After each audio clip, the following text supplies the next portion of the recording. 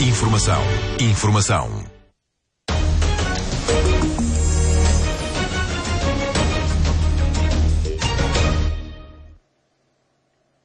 Muito boa noite. Começou um novo ano judicial com a habitual cerimónia solene. Se nos últimos anos muito se falou da crise no setor e se apelou a consensos, compromissos políticos e entre profissionais do foro, desta vez, em discursos, alguns de despedida, ouviu-se o elencar de reformas feitas e também algumas críticas. As maiores foram feitas pela bastonária dos advogados, Helena Fraga, convidada deste Direito e Avesso, a quem dou desde já as boas-vindas. E vamos olhar também com os comentadores residentes, José António Pinto Ribeiro e Paulo Saragossa da Mata, para o que foi dito e ver até que ponto é que os apelos que ali são feitos no Supremo Tribunal de Justiça, no Salão Nobre, fazem sentido e se normalmente não passam aí do papel. Boa noite a todos, obrigada por terem vindo. A senhora bastonária, vou começar por si. Houve uma expressão que utilizou na abertura do ano judicial, que lhe pergunto se não acha que foi um pouco incomodativa ao falar que a Justiça atravessa uma depressão catatónica. O que é que quis dizer com isso? Eu acho que, de alguma forma, foi aquilo que foi dito por todos os oradores que representavam operadores judiciários. Cada um tem, enfim, uma forma de se exprimir, mas, na verdade, se atentar ao discurso do Presidente do Supremo Tribunal de Justiça, ele não difere muito daquele que foi o meu discurso. Alertou para os mesmos perigos, para a privatização da justiça e fez o mesmo diagnóstico da justiça em Portugal. O facto de eu utilizar esse termo, que foi, enfim, que foi um termo que caracterizou forte e que teve algum impacto na comunicação social, embora eu depois explique porque é que a justiça estava a atravessar essa depressão, mas dizia eu que isso tem um pouco a ver com o ambiente que se vive hoje nos tribunais. Foi feita uma reorganização judiciária que não foi devidamente planeada. Hoje temos paralisados, ou semi-paralisados, se assim quiser, os tribunais de família e menores, os tribunais de comércio, os tribunais de execuções, exatamente porque os tribunais não estavam preparados para a concentração de processos, para a grande dimensão de processos que foram para aí transferidos. Ou seja, na sua opinião, foi feita uma reforma que não atentava à realidade. Exatamente, que não atentava à realidade em termos de infraestruturas. Nós temos hoje tribunais instalados em contentores, nós temos tribunais com falta de salas de audiência, temos tribunais com falta de gabinetes, temos tribunais que não funcionam por falta de funcionários judiciais e, portanto, hoje há um descontentamento generalizado. Temos as magistraturas profundamente descontentes com a não aprovação dos respectivos estatutos, com os estatutos... As regras que regem as exatamente, que não estão sequer adaptadas à nova reorganização judiciária e utilizam uma terminologia que até já foi extinta. Temos advogados descontentes porque, naturalmente, aquilo que foi prometido foi uma justiça célere, uma justiça eficiente. E não está a acontecer? Os processos sofrem. Porque a Ministra da Justiça diz que hoje temos mais e melhor justiça. Sim, mas se reparar, foi a única pessoa que falou em mais e melhor justiça. Tivemos a Sra. Procuradora-Geral da República a dizer que houve uma grande produção de legislação, mas que não é só com legislação que se resolvem os problemas. Aliás, a Sra. Bastonária falou em produção esquizofrénica. E é esquizofrénica. Ou seja, tem que ser esquizofrénica quando nós, todos nós, e penso que, enfim, eu neste momento sou bastonária, portanto não estou a exercer diariamente a advocacia, mas o feedback que eu tenho dos advogados, e temos aqui dois reputados advogados que eu cumprimento de resto, mas dizia eu que hoje os advogados, hoje os juízes e os procuradores estão funcionalizados. Há uma tão enorme produção de legislação que aquilo que cada um de nós devia estar a fazer, que era administrar a justiça ou contribuir, no caso dos advogados, para a boa administração da justiça, não acontece. Mas isso é uma crítica que, inclusive, há uns anos, um anterior bastonário já falava, José Miguel Júdice, disse exatamente da quantidade de legislação que se produzia. Vamos ouvir os nossos comentadores. Paulo Saragossa da Mata, comece por si. Na sua opinião, a Justiça também atravessa essa depressão catatónica ou não concorda de todo com a expressão? Muito boa noite. As minhas boas-vindas especiais à Sra. Bastonária.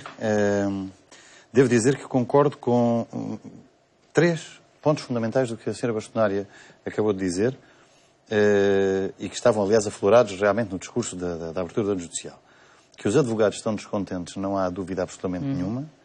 Que a produção legislativa é esquizofrénica, é uma expressão que eu gosto muito e que já utilizei também imensas vezes, porque acho que é mesmo uma questão de esquizofrenia, porque temos diplomas a dizerem e o seu contrário, e depois um terceiro diploma que vem-lhes dizer metade de um e metade do outro, e portanto ninguém se entende no meio de nada. Inclusive os profissionais do foro, principalmente? Inclusivamente os profissionais do foro. Os próprios magistrados, quem aplica a justiça? Claro, claro. O problema da legislação portuguesa não é, nem nunca foi, o da falta de legislação. Nunca foi. No século XIX, no final do século XIX, para que os telespectadores tenham ideia, além do Código Administrativo, havia tanta legislação administrativa que foram recenseados 400 e tal prazos previstos na lei para quem exercia direito administrativo. Qual é o magistrado, qual é o advogado que se entende no meio de uma coisa destas? Está no século XIX, péssimos tempos da monarquia e tal, isso é péssimo.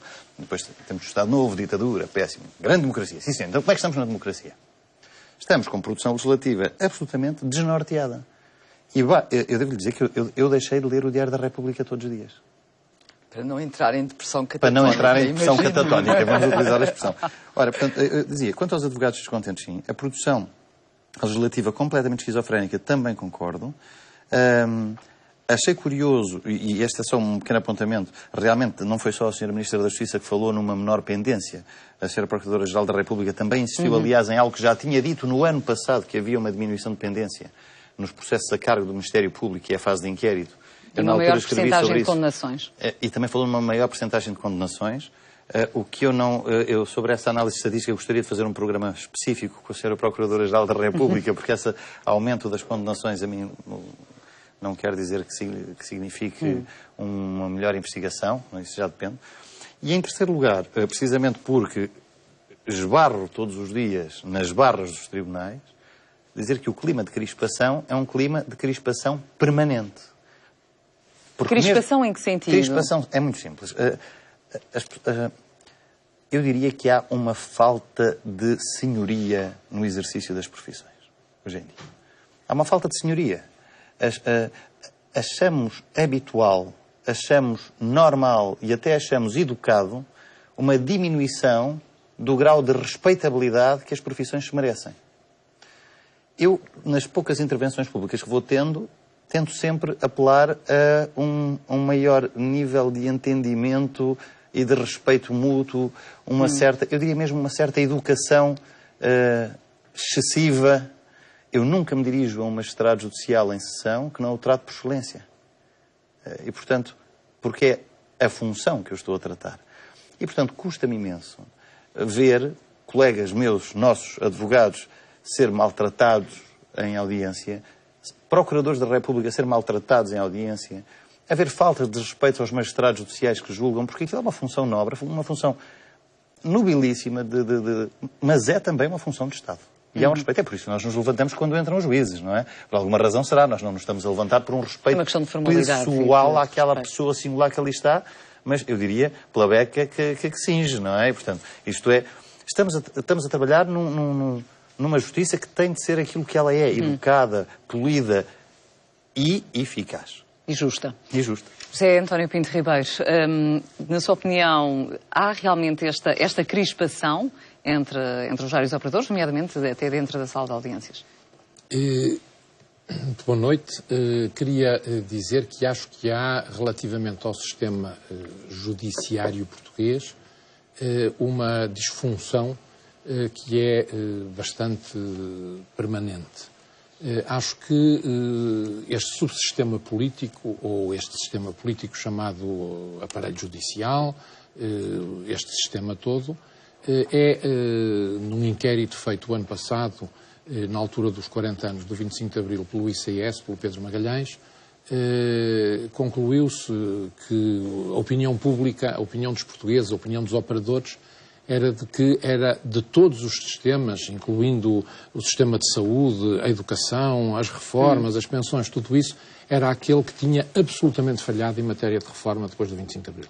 Não se tinha conseguido instituir um sistema novo que fosse adequado e funcional e prestasse serviços à população adequadamente em matéria de atribuição de responsabilidades e de não atribuição e de isenção de responsabilidades.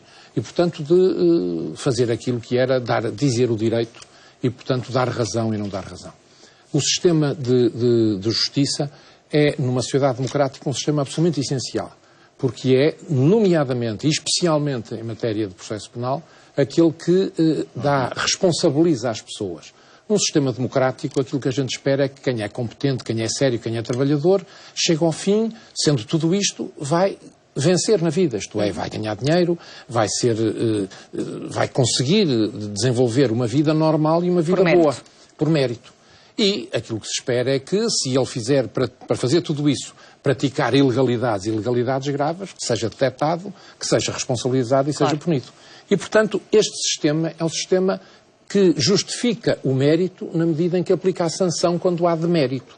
Se não há este funcionamento sancionatório adequado, se ninguém acredita nesse sistema, o próprio mérito deixa de ser acreditado porque os espertos, os desenrascados, os fuinhas conseguem... E é o que está a passar? É o que se passa? Ou seja, as pessoas não estão a acreditar? É o que as pessoas sentem relativamente à distribuição de responsabilidades e ao funcionamento do sistema penal, processo penal, desde o 25 de Abril. Muito bem, sentem isto. E, portanto, só queria dizer mais uma coisa que é importante, é que este sistema também decorre, acho eu, de um falhanço ao nível do ensino. Eu acho que as faculdades, em vez de ensinarem também política da justiça, política do Estado de Direito, política de desenvolvimento do Estado de Direito, fazem só microdireito. Como se numa empresa, numa faculdade de economia, só se ensinasse gestão e micro, e não macro, e não política da economia, e não essas coisas. As faculdades de Direito demitem-se, talvez porque não há uma faculdade de Ciência Política, talvez porque as faculdades de Direito nunca conseguiram transformar-se em faculdades de Ciência Política, ou pelo menos desenvolver essa parte conjuntamente.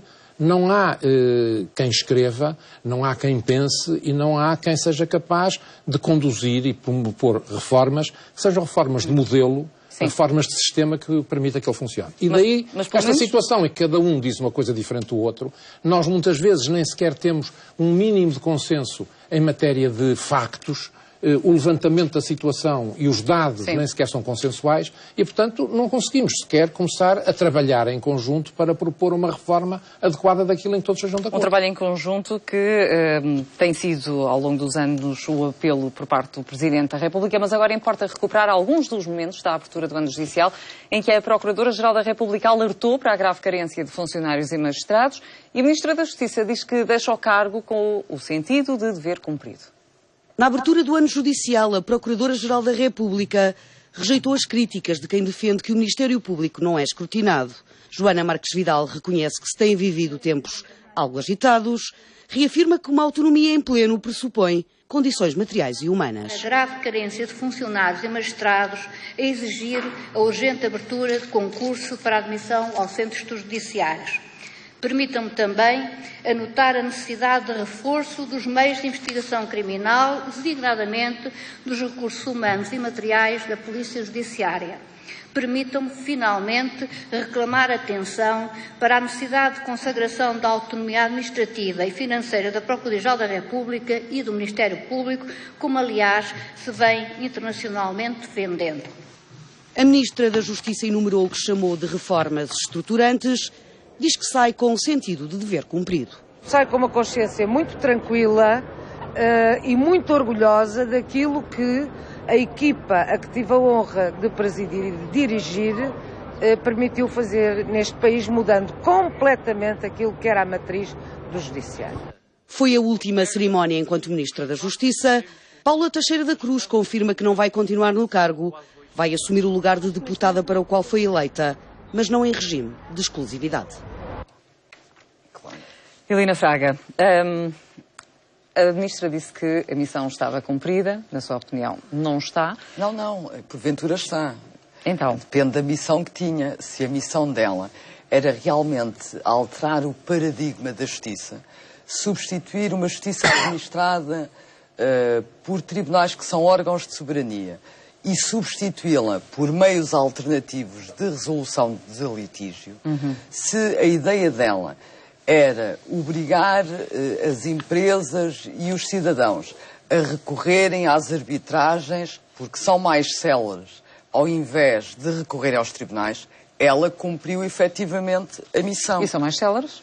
Repare, não é isso que está em questão. A justiça é uma área de soberania, como dizia ou indiciava há pouco o Dr. Paulo Saragossa da Mata. E, portanto, é o Estado que tem o dever de administrar a justiça. Mas isso não existe noutros países? Existe e deve existir. Repare, eu não me insurjo contra qualquer meio alternativo de resolução do litígio. O que eu entendo é que ele deve ser alternativo. Não deve substituir a justiça administrada pelo Estado através dos tribunais. Até porque estes meios foram implementados e defendidos já há vários anos por outros governos. É evidente, repare, nós temos... Eu tenho dito que o desinvestimento que tem acontecido nos tribunais tem sido acompanhado do investimento nos meios alternativos de resolução do litígio. Porque as pessoas, quando querem ir para o tribunal, quando veem que um processo pode demorar anos e anos, mais as custas judiciais que lhes estão inerentes, muitas vezes fazem a opção se o caso pode ser resolvido nesses meios alternativos. Estamos a falar dos julgados de paz, etc. Sim, mas repare, Cristina, as pessoas acabam por ser empurradas ou tomam a decisão de ir para meios alternativos exatamente porque houve um desinvestimento nos tribunais ao ponto de estes deixarem de funcionar de forma regular e, portanto, os meios alternativos acabam por substituir, digamos que aquilo que seria a justiça administrada nos tribunais. Porque se tivesse havido um fortíssimo investimento em termos de recursos humanos, dotando os órgãos de polícia de investigação criminal dos meios próprios e que foram reivindicados pela Sra. Procuradora no seu discurso, dotando os juízes também das assessorias técnicas que lhes permitam, com mais saber e com mais celeridade e com mais conhecimento, tomar as decisões adequadas. Se os tribunais estivessem a funcionar plenamente, esses meios alternativos de resolução do litígio, porventura, não constituiriam uma opção, pelo menos para o cidadão comum. Os meios alternativos e, sobretudo, as arbitragens justificam-se quando, pela especificidade, por ser tão técnica a matéria que se submete ao julgador, devem aí sim ser profissionais altamente qualificados, altamente especializados nessa matéria a decidir. Não se justifica já noutro tipo de litígios. Repare que ainda hoje fazia, e penso que vamos até abordar esse tema neste programa, fez capa um incidente de grande violência no Tribunal de Família e Menores. Sim. O que significa que temos ali um órgão de soberania, que é um tribunal, completamente indefeso, sem qualquer segurança, em que um cidadão, enfim, reage a uma decisão com violência. Não há qualquer proteção. Portanto, aquilo que é absolutamente básico... Os judiciários dentro do tribunal não estão protegidos? É evidente que não estão. É evidente que não estão protegidos, que não têm meios, que não têm recursos, que não têm recursos técnicos e, portanto, enquanto não se alterar o paradigma... E repare, o paradigma pode ser até haver apenas meios alternativos de resolução do litígio. A privatização da justiça, e por isso é que eu dizia há pouco, eu compreendo que a senhora Ministra saia com sentido de dever cumprido. Ela sempre foi, talvez, a maior adepta da arbitragem e dos outros meios alternativos de resolução do litígio. E, portanto, nessa medida, tendo em conta o caos que instalou nos tribunais portugueses, hoje são mais atrativos esses meios porque permitem recorrer a uma justiça mais célere. Mas as pendências nos tribunais comuns diminuíram na ordem dos 6%. Não é verdade. Isso não é verdade, porque repare, há pouco falava o doutor, eu também gostava de estar nesse programa em que se falasse na diminuição das pendências dos processos de crime. Hoje há mecanismos, repare, nós andamos sempre a ouvir falar no recurso que os advogados fazem aos expedientes dilatórios. E não se fala nos expedientes que muitas vezes os políticos utilizam para contornar as estatísticas da justiça. Ou seja, por exemplo, pôr termo sistematicamente com suspensões provisórias do processo a processos de crime.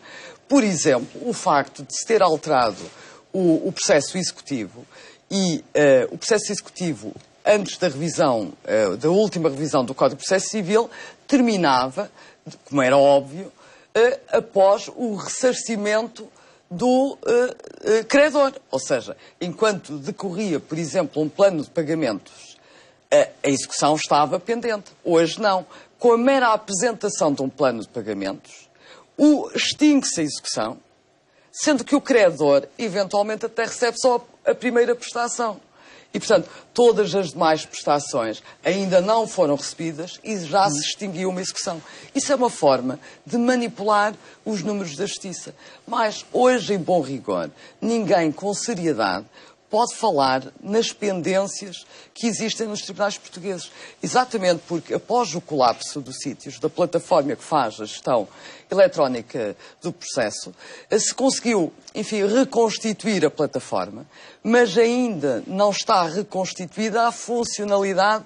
Ainda há problemas nos vários tribunais. Não é só isso, nas estatísticas dos tribunais. Ou seja, hoje, esta já apareceram funcionalidade... todos os processos que diziam que estavam desaparecidos? Não, ainda não apareceram todos, mas a funcionalidade que permitia aferir da celeridade dos processos através da estatística sobre o número de processos entrados e o número de processos resolvidos, não está, neste momento, operacional. E, portanto, qualquer especulação é possível, até esta da Sra. Ministra da Justiça. Paulo Saragossa da Mata. A Sra. Bastonário falou de tantas coisas que eu gostava de dizer aqui uma série de comentários.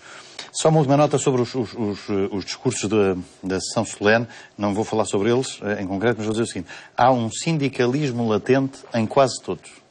Não do Sr. Presidente da República. Na minha opinião, há um sindicalismo latente. Com respeito, eu entendo que a Ordem dos Advogados e a Clube Bastonária tentei exatamente fugir a qualquer reivindicação de classe. Se reparar, falei em 2 parágrafos sobre aquilo que eram direitos ou prerrogativas dos advogados e centrei toda a minha intervenção na defesa do Estado de Direito e na defesa dos direitos, liberdades e garantias do cidadão, que são, para mim, sem dúvida, mas nisso estamos todos de acordo. A grande riqueza da própria Ordem dos Advogados. Mas quando nós afirmar o Estado de Direito, estamos sempre todos de acordo. O problema é como é que isso se faz. Estamos. De acordo, estamos todos.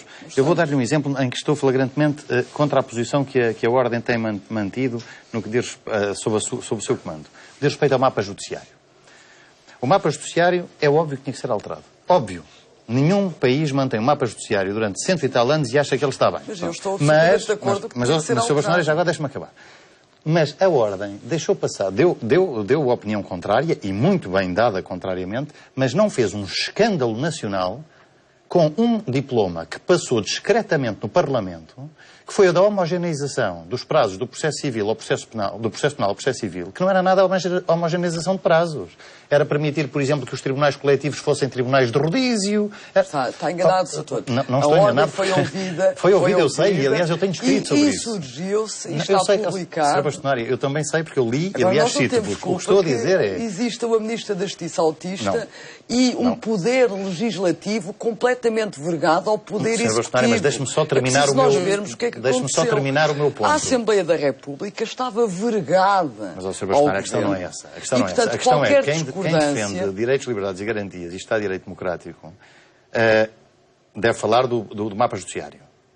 Deve falar. Mas também... E isto era um assunto... E devo dizer-lhe que a grande massa da população, quem nos está a ouvir, eu duvido que 99% tenha ouvido falar desta questão. Claro. Esta era uma questão. Por outro lado, os tribunais de comércio sempre estiveram parados, Sr. Bastonário. Os de Lisboa, eu lembro-me de estar com 7 e 8 anos de dependência.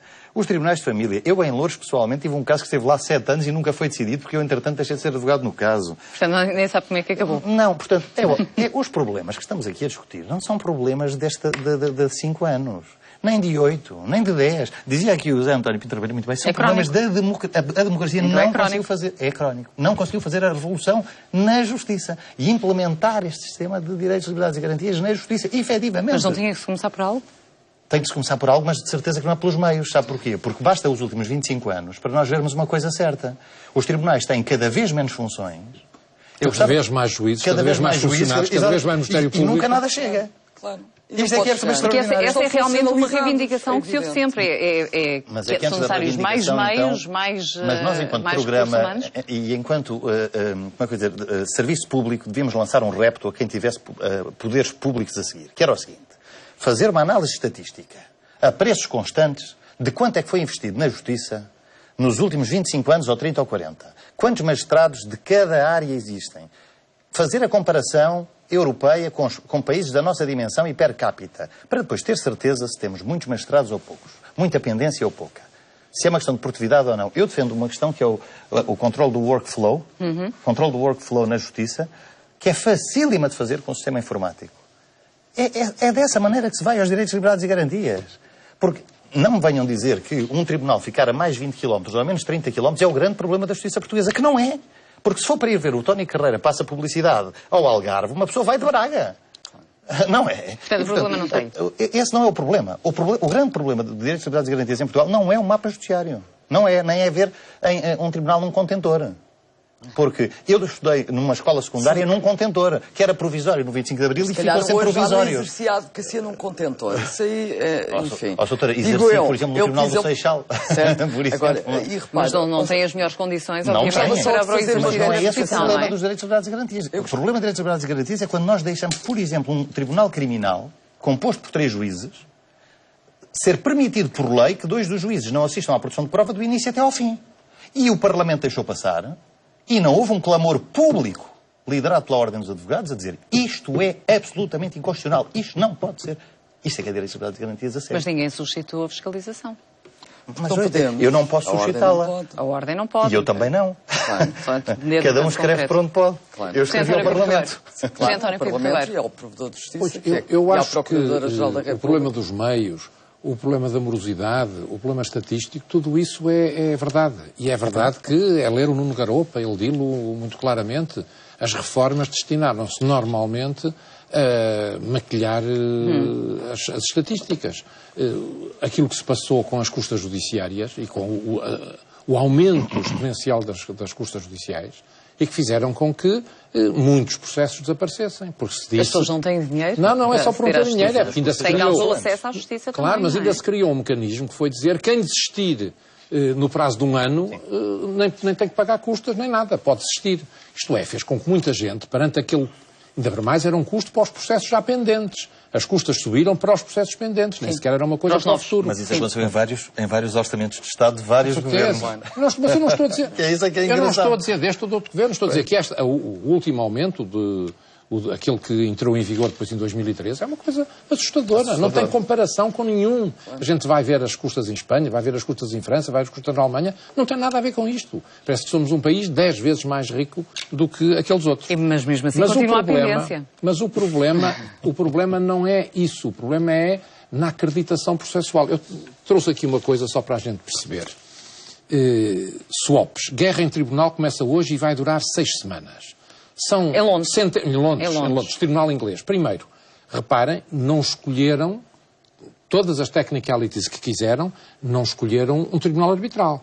Foram para um tribunal judicial inglês, um tribunal comum inglês. E que tem uma duração já 6 semanas, fixa, 6 semanas. Isto é, já sabem que vai durar 6 semanas. Não vai durar 17 anos.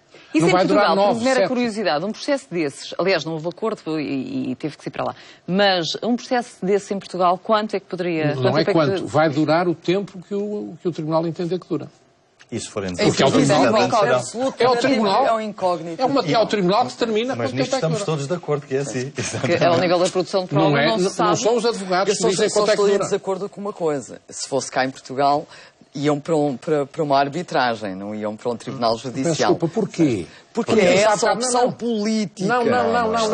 É porque não há. Porque os tribunais judiciais não funcionam. Mas acha razoável que o próprio Estado, recorra a uma justiça privada? Eu peço desculpa, não acho ilegal, acho inconstitucional, a acho confissão imoral. absoluta da impotência do Estado. Desculpa. Quando o próprio Estado, a mensagem que passa é, quando eu tenho um litígio, vou para a arbitragem, como é que o cidadão pode confiar nos tribunais portugueses? Mas eu estou totalmente de acordo, mas o que estou a dizer é que isso é assim porque os tribunais não funcionam, não estão organizados. Eu não acredito que aquilo demore 6 semanas. É possível fazer em 6 semanas. Quer dizer, eu já pleiteei em tribunais estrangeiros, em tribunais anglo-saxónicos. E, de facto, não tem nada a ver. A organização do tribunal, a produção da prova, o sistema é rapidíssimo. já assistia Mas a uma com esta conferência de morosidade imprensa. toda cá, pode-se atribuir a culpa a quem? Ao modelo. Alguém? Ao Só ao modelo. modelo. Ao modelo. Pinto Não Ribeiro, às se me pessoas deixasse- propriamente, não Sim, aos sim, eu magistrados, dou. não aos Se o José advogados. António me deixasse, eu ia só dizer-vos Sim. algo que não é novidade universal. Eu tive um julgamento que durou, não me lembro agora se foram 8 meses ou 9 meses, com sessões 3 vezes por semana. Todos os dias essas sessões estavam marcadas para uma determinada hora e começavam com 30 minutos, 35 minutos, 45 minutos, uma hora de atraso. De manhã, mais 35 minutos, 45 minutos, uma hora de atraso à tarde. E houve a determinada altura que me cansei e disse que até este momento, porque eu tomo sempre nota da hora a que começa a sessão efetivamente, e tínhamos perdido qualquer coisa como 60 dias. Claro. E aí são atribuídas responsabilidades a quem? Mas que responsabilidade. Não há responsabilidade. Mas que responsabilidade. Esse é o grande problema, é a falta de responsabilização. Agora pergunto-lhe... Mas para o cidadão comum, como é que se pode lidar e que leitura é que pode fazer de uma justiça assim? A meu ver, o que o cidadão comum tem que fazer, mas isso pressupunha uma revolução interna do sistema para que eu tivesse o meu deputado a quem dizer: meu amigo, tu és meu deputado, és meu representante, és tu que vais lá dentro à Câmara Parlamentar dizer isto. Está a ver? Portanto, isto é um problema muito mais fundo do sistema democrático. E termos deputados que dissessem assim: meus senhores, as coisas têm que funcionar como deve ser. Como dizia aqui o José António Pinto Ribeiro, muito bem. Num tribunal inglês as coisas funcionam e são 6 semanas. Eu também já tive, e é um orgulho pleitear num tribunal criminal que não é nacional, em que as sessões... Que é um inglês? Que é inglês. em que as sessões estão marcadas, por exemplo, para as 8h42 da manhã. E depois há uma sessão de um outro caso às 10h37. Sim. Mas começam à hora. E acaba, quando tem que acabar, para continuar no dia seguinte, à hora pré-fixada pelo E por magistrado. curiosidade, Portanto, é possível. nesses tribunais também Isto trata-se de gestão. Sim, e nessa gestão eu pergunto se nesses tribunais, nomeadamente os britânicos, são marcadas para a mesma hora vários julgamentos. Podem ser, desde que estejam vários juízes e Desde que haja vários juízes. Desde que haja vários juízes. Porque o que sucede cá várias vezes é o mesmo coletivo de juízes. Várias diligências. Exatamente, os mesmos coletivos de juízes marcam vários Mas alguém julgamentos. as marcou. Repare. Não foi o advogado que as Eu marcou, recordo. não foi o réu nem o ator que as marcou. É que nós ouvimos, por um lado, os advogados a queixarem-se porque realmente a justiça não anda e há inúmeras dificuldades, há inúmeros entraves. As pessoas, quem precisa da justiça... dos advogados ao interpor recursos. Quem precisa da justiça não consegue, tem imensas dificuldades, não só pelas custas judiciais, mas tem dificuldade a aceder à justiça porque é uma incógnita saber em quanto é que aquilo vai ficar, aquele caso vai ficar, quanto é que vai pagar aos advogados, quanto é que vai pagar de custas judiciárias. Portanto, estamos aqui a falar de uma incógnita e quanto tempo é que vai demorar. E temos, pelo lado dos magistrados do Ministério Público e os próprios magistrados judiciais, a queixarem-se pelo enorme trabalho que têm, pela quantidade enorme de processos que têm nas mãos. Porque repare, Cristina, Então. deixe-me só fazer aqui um ponto de situação. Esta reorganização judiciária tinha, naturalmente, também aspectos que, sob o meu ponto de vista, podiam contribuir para uma maior celeridade. Entre esses aspectos estava exatamente a forma de gestão do próprio tribunal, que, sob o meu ponto de vista, excluiu os advogados e não devia ter excluído, mas é o único reparo que faria, e a fixação de objetivos. Ou seja, o cidadão, quando propunha uma ação, ficava a saber qual era o prazo naquele tribunal em concreto de duração daquele tipo de ações específicas e isso responsabilizava também os vários operadores judiciários, designadamente os funcionários, aqueles que tramitam diariamente os processos, os funcionários judiciais, os procuradores ou os juízes que aí tivessem intervenção. Porque hoje os advogados já são escrutinados, ou seja, nós temos um prazo certo. E o Ministério Público também diz que é escrutinado. Sou pena de vermos precluído o nosso direito. Um advogado tem 30 dias para contestar uma ação, se a não contestar, o cliente é condenado no pedido. Claro. Isso não acontece com mais ninguém. Todos os prazos que existem na lei, porque há quem diga, mas já há prazos. Há. Mas toda a jurisprudência vai no sentido de que... São indicativos. São indicativos. Ou seja, não geram nulidades. Não são obrigatórios. Não são obrigatórios. São obrigatórios para um lado e não para o outro? Muito bem. Isso? E são inconsequentes. Em geral, são inconsequentes. E quando não são inconsequentes, são cumpridos. Exatamente. E, portanto, diria eu que digamos que a grande mais-valia desta reforma podia ser exatamente a fixação de objetivos, que por acaso foi a única coisa que ficou por fazer. Portanto, a Sra. Ministra da Justiça, digamos que cumpre a sua missão no sentido do encerramento e da desqualificação dos tribunais, da criação de tribunais especializados, e aqui tenho que contradizer um pouco o que disse o Dr. Paulo Saragossa da Mata, que é verdade que o Tribunal de Comércio de Lisboa estava entupido. Só que essa especialização que existia em Lisboa não existia no resto do país. O que significava que as insolvências e as demais matérias afetas hoje ao Tribunal de Comércio eram dirimidas nas instâncias locais, nos tribunais judiciais normais, onde iam funcionando. E hoje, com a criação do Tribunal de Comércio, também nas 23 comarcas, as 23 comarcas passaram a estar como já estava Lisboa, que tinha Tribunal de Comércio. E, portanto, a grande diferença é exatamente essa. É que a especialização que é vendida ao cidadão como, enfim, a grande bandeira desta reforma, não só não supera, porque nós hoje temos no Tribunal de Comércio juízes que vêm da instrução criminal, nós temos da instrução criminal juízes que vêm do civil. Juízes que não estão verdadeiramente preparados para as matérias que vão abordar. Repare, a especialização é, repare, eu se puser uma tableta no meu escritório a dizer especialista em Direito de Trabalho, isso não faz de mim especialista em Direito de Trabalho. Certo? Sim. Nem é permitido. Nem é permitido. Não sendo, não é permitido. Nem é permitido.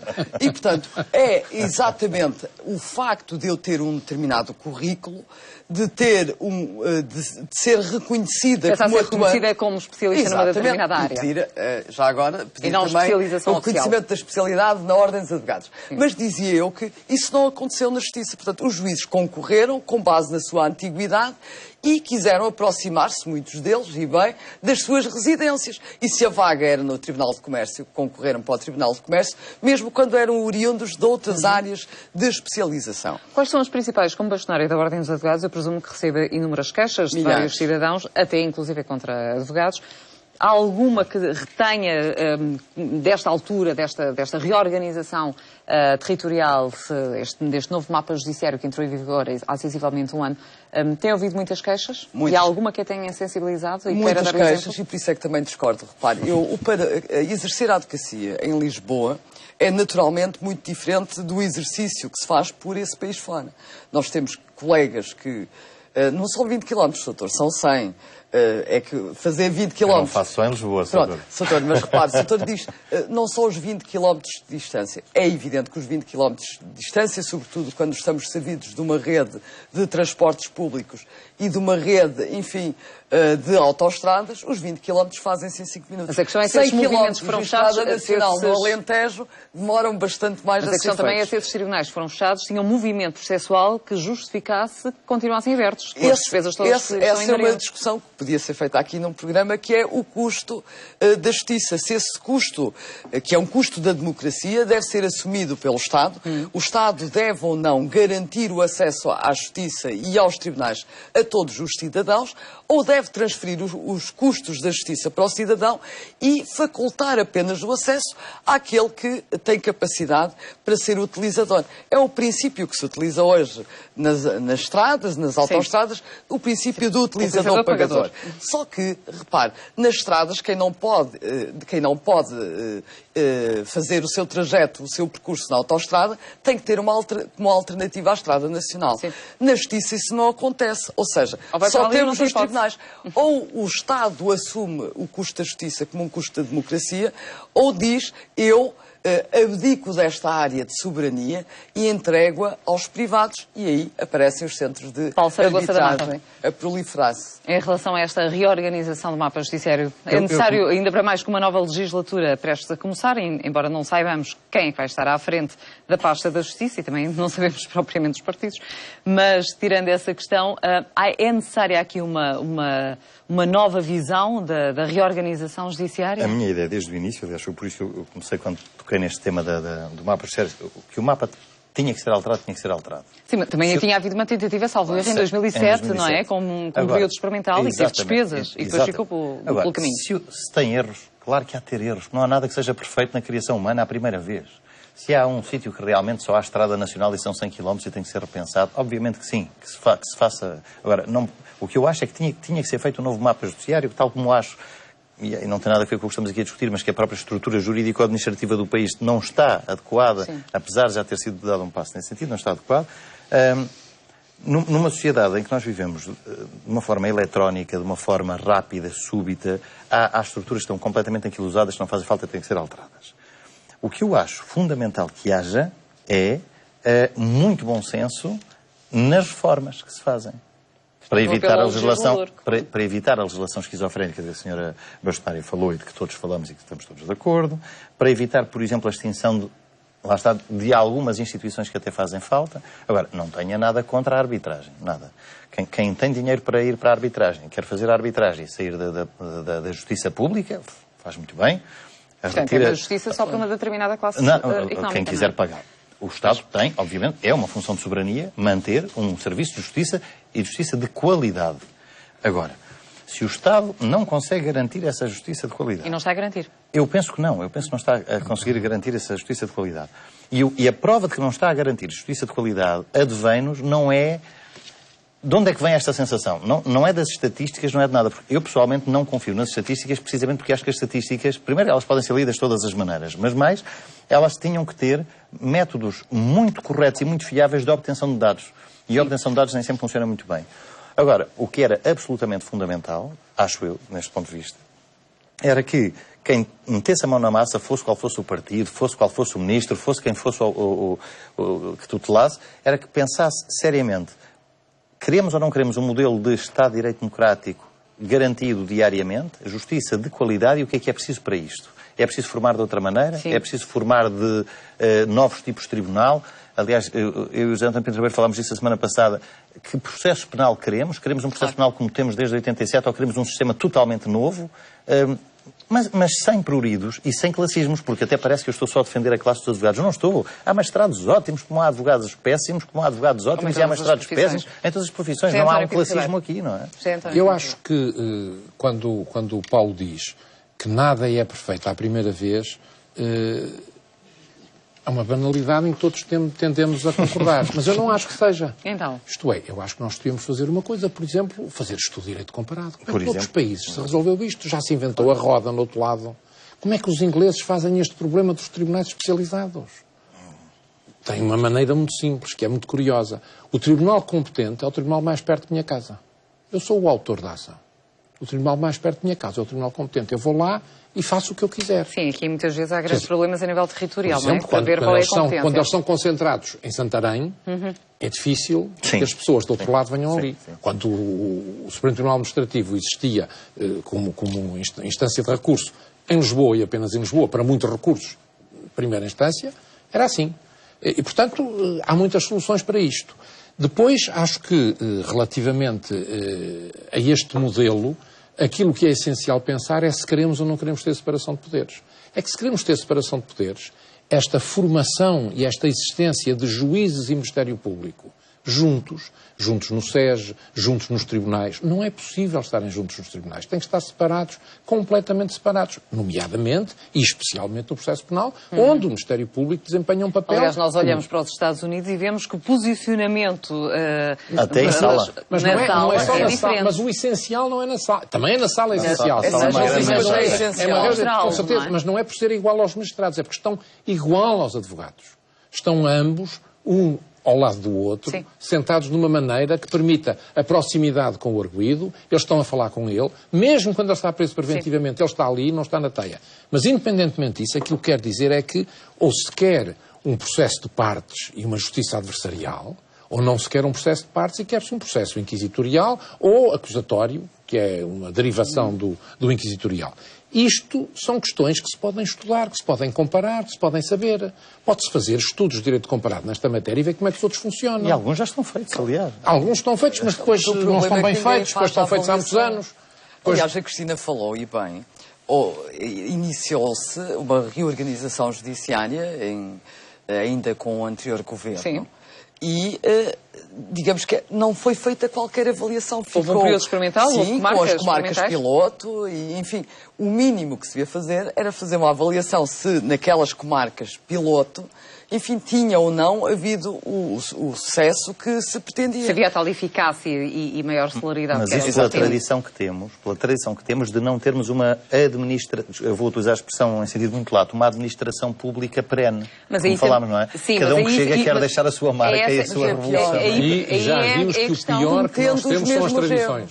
E aí é tal questão que se coloca e que o Presidente da República, nos outros discursos que fez, fazia o tal apelo até um pacto para a justiça e numa área tão relevante como uma reorganização judiciária seria relevante. Sim, mas repare, o Sr. Presidente da República, com exceção do discurso... Para não estar sempre a alterar. Não é isso. Desculpe, se as pessoas não têm soluções para aquilo, para apresentar, um pacto para a justiça é um pacto sobre... Mas não é preferível que os vários quadrantes políticos estejam de acordo em relação a matérias tão determinantes como estas? Depende sobre o que estão de acordo. Se estiverem de acordo sobre o vazio, não adianta nada estarem de acordo. O problema é esse. Mas, é que se não tem modelo, se não tem pensamento político sobre aquilo... Mas primeiro tem que partir de um determinado modelo, de vários estudos, não é? E depois tem que chegar a consenso. Tem que chegar a consenso sobre a situação de facto. O que é que existe, como é que é. Quando não há estatística, quando não há informação. Depois tem que ver que modelos é que são possíveis, como é que se pode resolver esses problemas. E depois de terem soluções pensadas, acham que esta é melhor ou que ela é melhor, aí sim deve chegar-se a um entendimento para escolher uma solução que seja perene e que permita ser executada. Mas antigamente fazia-se assim, havia uma comissão revisora, sabia-se como é que era, estudava-se, havia atas das comissões revisoras para saber o que as pessoas entendiam. Mas havia pensamento único. Havia não havia pensamento único, quem lê as atas das comissões revisoras vê que havia muitas maneiras. E depois chegava o momento, como eu digo muitas vezes, ninguém vai pedir a um senhor deputado que seja agricultor que diga como é que se fazem cirurgias cardíacas. Claro. Também não lhe vão perguntar como é que se legisla em justiça. Ou e entretanto estamos eu acho que devem perguntar. Eu acho que devem perguntar. Eu acho que o Parlamento deve saber discutir politicamente aquilo, não é tecnicamente, é politicamente aquilo. Estamos a cerca de 8 minutos do fim do programa. O tempo passou a correr até com 3 intervenientes. É natural que isso suceda. Há duas questões que eu gostaria de colocar antes de passar a outro tema. Um tem a ver com o segredo de justiça, que também foi ali abordado. Muito rapidamente, há uma violação cirúrgica, há um objetivo? Há uma violação, repare, eu na brincadeira digo que tenho muita dificuldade em falar no segredo de justiça, porque sempre que falo no segredo de justiça acabo com um processo de crime. Não é nada que me preocupe muito, mas... Esse processo de crime fica em segredo de justiça? Não fica, é logo arquivado. É aberto e arquivado, mas enfim. Mas dizia eu, repare, para mim não há vontade política de perseguir quem viola o segredo de justiça. Porque há fases processuais em que, com alguma serenidade, com alguma vontade, se apuraria quem é que tinha violado o segredo de justiça. Eu dei nesse inquérito exatamente esse contributo. Juntei um conjunto de notícias que saíram numa fase em que quem manuseava o processo era um número muito reduzido de pessoas. E, portanto, digamos que não era investigar... Mas normalmente acaba sempre por incidir a suspeição sobre o mensageiro, não é? Quem publica. Ouça, o mensageiro, como o segredo de justiça, na minha opinião, ainda não se viola sozinho. Não. Há, naturalmente, um operador judiciário, um órgão de polícia criminal, há um advogado, há alguém que... transmite a informação que está... Mas o advogado, normalmente, nessa fase do processo, só se alguém já tiver violado antes dele para dar ao advogado. Agora, repare, há fases processuais em que qualquer um pode violar o segredo de justiça. Há outras fases, e aí é que devia haver uma investigação cirúrgica, aqui sim, cirúrgica, sobre quem é que contactou naquela fase em concreto do processo e, enfim, apurar-se e resolver-se um processo desses com celeridade. Porque ainda há dias a Sra. Procuradora-Geral da República me dizia que há um número muito significativo, exatamente face, enfim, às minhas denúncias daquilo que é um atentado ao próprio Estado de Direito, àquilo que são princípios e valores essenciais a um Estado de Direito. Sim, porque quando se viola o segredo de justiça, não se viola, pratica-se um crime. Mas para além de se praticar esse crime, há muitas vezes devassa da vida privada, há o aniquilamento de caráter, há a violação do princípio da presunção de inocência, é violado o direito ao bom nome das pessoas. Portanto, há um conjunto alargado. Não é só a violação do segredo de justiça, é as consequências que decorrem dessa violação. E eu dizia à Sra. Procuradora que é preciso investir, e investir também imprimindo celeridade aos inquéritos e aos julgamentos, nestes casos em concreto. Exatamente para se transmitir a mensagem à sociedade de que é um crime. Porque hoje o cidadão comum aguarda com expectativa que determinados jornais sejam publicados para ir ver o que é que se passou no último interrogatório. Eu diria mais, os próprios advogados, hoje, a quem está consultam os jornais para saber exatamente a quem está vedado o acesso. Não pode. Sim, advogados com procuração no processo não sabem o que se passou na inquirição da testemunha A e B e compram um determinado jornal e ficam a saber. Ou julgam que julgam. Em geral, Sr. Doutor, acertam. Paulo Saragossa da Mata, é muito cirúrgica a fuga de informação. Porque este é um tema a que vamos voltar no nosso programa. Eu sempre fui um acérrimo defensor do segredo de justiça. Acho, no entanto, que quando uma coisa não serve para nada, acaba-se com ela. Claro. Sinceramente. E tal como ela está hoje, a regra é a publicidade, a exceção é o segredo, não é? A regra é a publicidade, a exceção é o segredo. Eu diria que deve-se manter um núcleo de segredo de justiça para alguns processos, quando estiver em causa a intimidade da vida privada, há crimes sexuais, muito segredos de Estado, coisas. Segredos de Estado, mas deve ser muito reduzido, para garantir que nesses realmente é cumprido. E quando não for cumprido, concordo 100%. Investigação rápida, célere e punição dramática, que é para que não se volte a repetir. Aumenta a moldura penal? Eu não diria que é um aumento da moldura penal, é uma efetivação da pena que esteja prevista, basta que ela seja efetiva. Mas reduzir realmente o segredo de justiça. Não se pode dizer que há certos tipos de crime que só se investigam com segredo de justiça, escutas telefónicas. José António Pinto Ribeiro, muito rapidamente, só para depois vos colocar mais uma questão sobre esta matéria do segredo de justiça. O segredo de justiça, vou dizer, não vejo que este problema se coloque em Inglaterra. Está muito britânico, José António. E foi sucinto. Não vão ver como é e como é que lá O que me dá tempo para vos colocar uma outra questão que tem a ver com a nossa atual situação política, mas outra vez na leitura jurídica. Na semana passada falámos precisamente sobre das eleições legislativas.